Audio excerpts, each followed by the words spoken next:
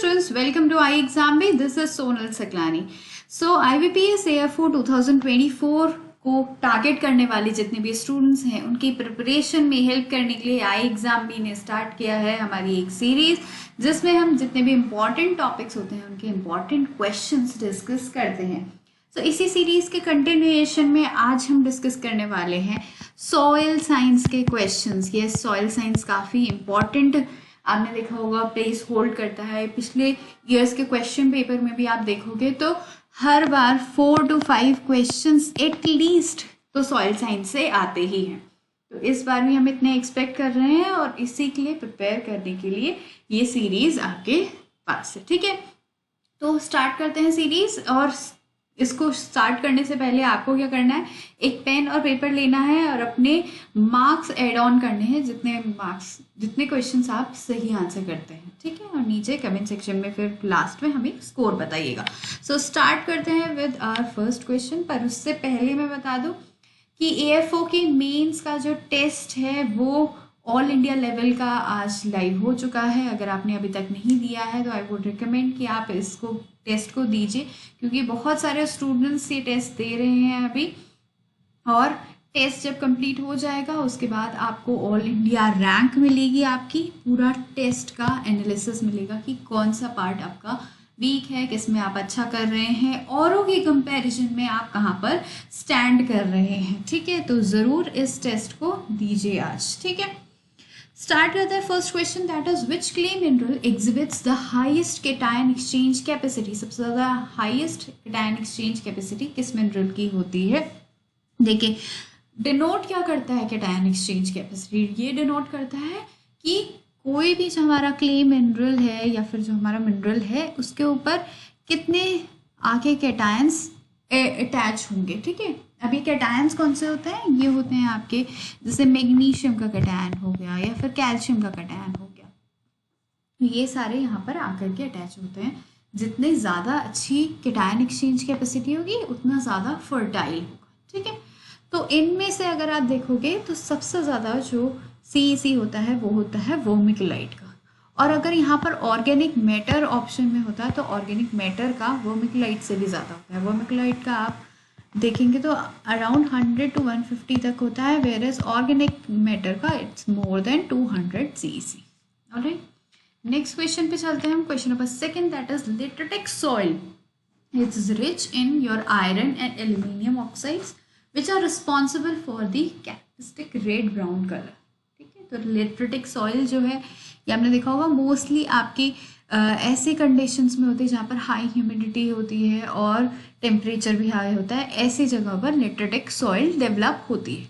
इसमें base saturation लिट्रेटिक soil का कितना होता है, it is always more than 35%. What does this mean, more than 35% base saturation. That means कि जो कैटायन एक्सचेंज जहाँ पर भी हमारी साइट्स हैं उनमें मोर देन 35% जो साइट्स हैं those will be saturated with basic cations. ठीक है, तो बेसिक कैटायन से जैसे कि आप कैल्शियम, मैग्नीशियम, पोटेशियम हो गए, ये ऑक्यूपाइड रहेंगे. ठीक, next question is that is which process of soil formation is described as the removal of silica from the upper layers concentrating sesquioxides in the सोलम.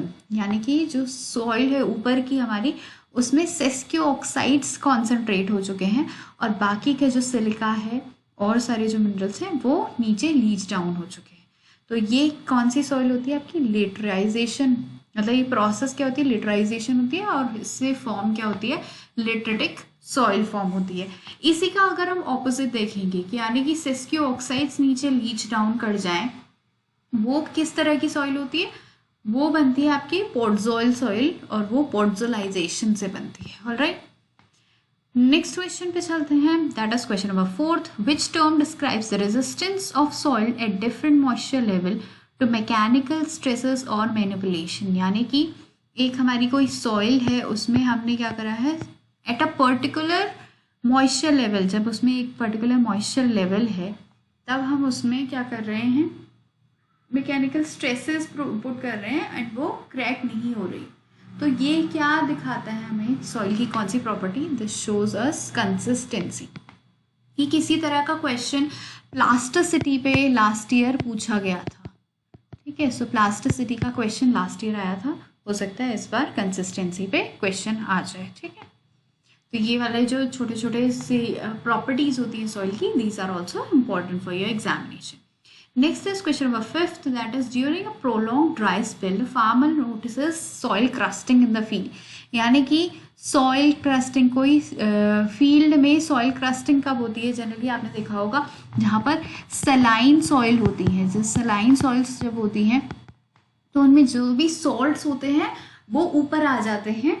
जब बहुत टाइम से अगर बारिश नहीं हुई है और टेम्परेचर बहुत हाई, तो एवेपोरेशन होगा. एवेपोरेशन जब होगा तो वाटर तो ऊपर चला जाएगा, लेकिन वाटर के साथ जो सॉल्ट ऊपर आया है वो एवेपोरेट नहीं होता, तो वो डिपॉजिट हो जाता है, लेयर बना देता है, and that layer is called as the soil crusting. अब ये सॉइल क्रस्टिंग जो हो गई है, what could be the possible consequences of soil crusting on the crops? क्या कॉन्सिक्वेंसेज हो सकते हैं इसमें? Improved root penetration. नहीं, रूट का पेनिट्रेशन तो इम्प्रूवमेंट नहीं होगा क्योंकि क्रस्टिंग हो चुकी है, तो फिर रूट इजीली पेनिट्रेट नहीं कर पाएगी. एनहेंस्ड वाटर इन्फिल्ट्रेशन, नहीं, इन्फिल्ट्रेशन भी ठीक से नहीं हो पाएगा. Increase resistance to erosion, erosion पे इसका कोई फर्क नहीं पड़ता है, ठीक है. Next is hindrance emergence of seedling. Yes, जो सीडलिंग्स यहाँ पर अगर हमने सोइंग करी है किसी चीज़ की, तो सीडलिंग्स ऊपर नहीं आ पाएंगी क्योंकि ऊपर क्या है, क्रस्टिंग हो चुकी है. So this would be the consequence. Next question is question number 6, that is dash is a prominent member of 1:1 type group in which the tetrahedral and one octahedral layer is present. So 1:1 type of your clay minerals कौन सा आता है हमारा? इसमें आता है आपका केवलनाइट. Alright. इसके अलावा 2:1 में आपके मोंटमोलिनोनाइट, इलाइट, वर्मिकुलाइट आता है. 2:2 में क्लोराइड्स आते हैं. Next is question number 7, which of the following element is immobile in soil? यानी कि सॉइल में बहुत ज़्यादा मोबाइल नहीं है, तो ये होता है आपका जिंक. जिंक क्यों इमोबाइल है सॉइल में? बिकॉज जिंक बहुत जल्दी कॉम्प्लेक्सेस बना लेता है, तो ये किसी भी दूसरे एलिमेंट के साथ कॉम्प्लेक्स बना करके वहाँ पर इमोबाइल हो जाता है. That's why it is said to be immobile in the soil. Alright. Question number 8, intervenal chlorosis occurs on the emerging or young leaves with eventual bleaching of the new growth. This type of symptoms is due to the deficiency of which element? यानी कि हमारी leaf जो है वहाँ पर veins तो green है, लेकिन वेन्स के बीच का जो एरिया है दैट हैज बिकम क्लोरोटिक. और अगर ये न्यू लीव्स पे होता है तो it is always iron that is responsible for this. अगर ये ओल्ड लीव्स पे हो रहा होता तो फिर मैग्नीशियम इसका रीजन होता. Next question is question number 9, urea is the most important nitrogenous fertiliser. What is the acceptable maximum level of biuret in urea among the following option? So सबसे ज़्यादा कितना ब्यूरेट इसमें हो सकता है? देखो, ब्यूरेट ना किससे बनता है? जब भी दो यूरिया के मॉलिक्यूल्स एक दूसरे के साथ अटैच हो जाते हैं. ये जनरली होते हैं जब बहुत ज़्यादा हाई टेम्परेचर, मतलब यूरिया के फॉर्मेशन के टाइम पे ही टेम्परेचर बहुत ज़्यादा हाई हो जाता है, तो ब्यूरेट के जो पार्टिकल्स हैं वो फॉर्म हो जाते हैं. अब ये होता है very dangerous for the plants. अगर इसका कॉन्सेंट्रेशन मोर देन 2% हो गया तो फिर there will be death of the plant. That's why हम इसको यूरिया में लेस देन 1.5% तक ही रखते हैं, उससे ज़्यादा परमिसिबल नहीं है. Question number 10, which of the following green manure crop shows stem nodulation? देखो, रूट्स में नॉड्यूलेशन आपने पढ़ा होगा, लेकिन स्टेम में नॉड्यूलेशन सिर्फ और सिर्फ किस में होता है? सिस्बेनिया रोस्ट्राटा में. इस तरह के नॉड्यूल्स आप देख सकते हो, and these nodules are responsible for nitrogen fixation. Question number 11, which soil texture is determined most commonly by which method? तो एक मेथड होता है आपका क्या? Hydrometer method. ठीक है, इसमें क्या करते हैं हम? सॉइल को डाल देते हैं वाटर में, एंड जिस स्पीड से इसके पार्टिकल्स जो हैं वो नीचे सेटल डाउन होंगे, उसके बेसिस पे हम अंदाज़ा लगाते हैं कि कौन सा इसका सॉइल का टेक्सचर होगा. अगर कभी पूछ लिया जाए कि इसमें कौन सा आपका प्रिंसिपल यूज़ किया जाता है, कौन सा लॉ यूज़ होता है, तो इट यूजेस स्टोक्स लॉ. ठीक है. स्टोक्स लॉ हम यहाँ पर यूज़ करते हैं। उसके अलावा आपके जो वॉल्यूमेट्रिक और ग्रेविमेट्रिक मेथड है, these are used for knowing the soil का मॉइस्चर। एंड मुंशियल चार्ट जो है वो सॉइल का कलर हमें बताता है।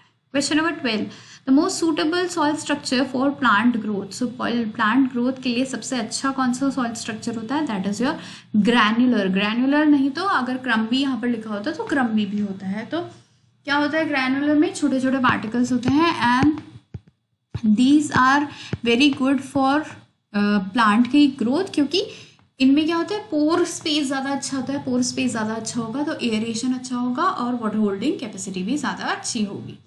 Next is question number 13, in which specific soil horizon does the process of elevation occur involving the downward movement of the least material such as minerals and organic matter? देखिए, दो हमारे इसमें layers या Horizons involve होते हैं। एक होती है एलिवेशन और एक होता है आपका बी होराइजन। ठीक है, सो ई होराइजन से क्या है? यहाँ से लीच डाउन होते हैं सारे मिनरल्स और डिपॉजिट कहाँ होते हैं? बी होराइजन में। तो यहाँ पर एलिवेशन पूछा गया है, so that is B horizon. Question number 14, in which soil order is cryopedoturbation? Cryopedoturbation क्या होता है? जब बहुत लो टेम्परेचर की वजह से क्या है, ऊपर अगर बर्फ़ जमी हुई है, सॉइल के ऊपर क्या है? बर्फ़ जमी हुई है या फिर ग्लेशियर्स हैं या फिर स्नोफॉल हो रखा है, तो उसकी वजह से भी क्या है? बहुत बार सॉइल में टर्निंग होती है। ठीक है, फ्रॉस्ट चर्निंग इसे कहते हैं। तो जनरली ये जो फिनोमेना है वो आपको किस सॉइल ऑर्डर में देखने को मिलेगा? ये मिलेगा आपको जेली सोल्स में। राइट, इसके अलावा हमारे पास और भी सारे और सॉइल ऑर्डर्स हैं, 12 सॉइल ऑर्डर्स, जिसकी स्पेसिफिक प्रॉपर्टी होती है। This is also important for your exam. Question number 15, which of the following element substance leads to deflocculation of soil particles? So soil के पार्टिकल्स में we know flocculation is very important, aggregation form होना important है ताकि वहाँ पर अच्छे से soil का क्रम्स बन सके। अब कौन सा हमारा एक आपका एलिमेंट है जो कि ये सॉइल का स्ट्रक्चर खराब करता है? वो है सोडियम। इसलिए जितनी भी आपकी सोडिक सॉइल्स होती हैं, सोडिक सॉइल्स में हमेशा स्ट्रक्चर खराब होता है because of the presence of sodium. Otherwise जो और सारे हमारे एलिमेंट्स हैं, मैग्नीशियम, कैल्शियम या पोटेशियम या ऑर्गेनिक मैटर भी, ये सब क्या करते हैं? सॉइल में एग्रीगेशन फॉर्म करते हैं, फ्लोक्यूलेशन कॉज करते हैं। Alright, next is question number 16, which of the following property of the soil is not influenced by tillage operations? इसमें से कौन सी ऐसी प्रॉपर्टी है? So that is your soil texture. ये सॉइल टेक्सचर क्या होती है? एक इनहेरेंट प्रॉपर्टी है जहाँ पर जो भी सॉइल का टेक्सचर है वो चेंज करना इज नॉट ईजी। मतलब ये आपका सॉइल का जो टेक्सचर है ये मिलियंस ऑफ ईयर्स में चेंज होता है, तो इतनी ईजिली चेंज होता नहीं है। टिलेज ऑपरेशन करने से इस पर कोई इफेक्ट नहीं पड़ेगा। वेयर सॉइल कलर, अगर आप टिलेज ऑपरेशन करते हो, सॉइल कलर थोड़ा फेड हो सकता है अगर वहाँ पर ऑर्गेनिक मैटर है, उसका ऑक्सीडेशन होकर के सॉइल कलर हो सकता है थोड़ा फेड हो जाए। सॉइल टेम्परेचर कैसे इन्फ्लुएंस होगा? क्योंकि सॉइल जब भी हम टिलेज ऑपरेशंस करते हैं तो पोर स्पेसेस बढ़ेंगे तो वहाँ पर क्या है, एक जो थर्मल कंडक्टिविटी है वो इफेक्ट हो जाती है, उसकी वजह से सॉइल टेम्परेचर भी इफेक्ट होगा। सॉइल स्ट्रक्चर हम इजीली ब्रेक कर सकते हैं with the help of tillage operations. And soil microbes की ग्रोथ भी आपकी टिलेज ऑपरेशंस पे डिपेंड करती है। जितना अच्छा एयरेशन होगा उतना अच्छा सॉइल माइक्रोब्स की ग्रोथ होगी। Question number 17, according to USDA, that is US department of agriculture, classification of salt affected soils, soil having electrical conductivity अगर मोर देन 4 मिलीमो है, ठीक है, और साथ ही साथ यहाँ पर क्या है, ESP यानी कि एक्सचेंजेबल सोडियम परसेंटेज भी मोर देन 15 है, यानी कि सॉल्ट्स भी प्रेजेंट है और साथ ही साथ यहाँ पर सोडियम भी प्रेजेंट है, तो दोनों ही चीज़ें प्रेजेंट है और pH भी लेस देन 8.5 है, that means it is a saline alkali soil. Alright, next question पे चलते हैं। Question number 18, what is the primary factor or process that leads to the development of hydromorphic soils? Hydromorphic soils यहाँ पर आपको दिख रही हैं, these are called as the hydromorphic soils. कैसे ये फॉर्म होती है? जब किसी जगह पर बहुत टाइम से वाटर लॉक्ड कंडीशंस में रहता है तो उसकी वजह से क्या होता है, ये आपके जो आयरन है, फेरस ऑक्साइड्स बन जाते हैं। That gives a different shade of colour, greenish bluish सा कलर देते हैं। तो ये पूरी जो प्रोसेस है, this process is known as gleization, and इसी प्रोसेस में हाइड्रोमॉर्फिक सॉइल्स फॉर्म होती है। Question number 19, what is the term used to describe the process when the parent material is moved or transported primarily by the force of gravity? अब यहाँ पर already answer देख चुका है, but फिर भी मैं आपको थोड़ा एक्सप्लेन कर देती हूँ कि एयरलिन जो होता है कब होता है? जब भी विंड की वजह से सॉइल कहीं से कहीं ट्रांसपोर्ट हो रही है, सो वो जो नई सॉइल बनेगी that will be called as the aeolian soil. ठीक है। कॉलवियम कब होता है? जब हमारी ग्रेविटी की वजह से सॉइल का ट्रांसपोर्टेशन हो रहा है। एलवियम होता है जब वाटर की वजह से सॉइल का ट्रांसपोर्टेशन हो रहा है। ठीक है। Question number 20, that is top sickness of tobacco is due to the deficiency of. अब ये वाला जो क्वेश्चन है मैं आपके लिए छोड़ती हूँ कि आप नीचे कमेंट सेक्शन में मुझे बताइए कि टॉप सिकनेस ऑफ टबैको किस एलिमेंट की डेफिशिएंसी से होता है। ऑलराइट, सो ये थे सारे आपके इम्पॉर्टेंट 20 क्वेश्चन सॉइल साइंस से रिलेटेड। अगर आपको ऐसे ही और क्वेश्चंस प्रैक्टिस करने हैं तो आप ले सकते हैं IBPS AFO मेंस का पूरा मॉक टेस्ट किट, जिसमें आपको 25 मॉक टेस्ट मिलेंगे, 9 प्रीवियस ईयर पेपर मिलेंगे, और साथ ही साथ 60 chapter test are also there at just ₹199. And also don't forget to do this AFO mains test, जहाँ पर आपको खुद को एनालाइज करने को मिलेगा। ठीक है। तो और किसी तरह का अगर आपको डाउट क्वेरी है तो नीचे आप कमेंट सेक्शन में लिख सकते हैं। Thank you for watching this. Thank you and have a nice day.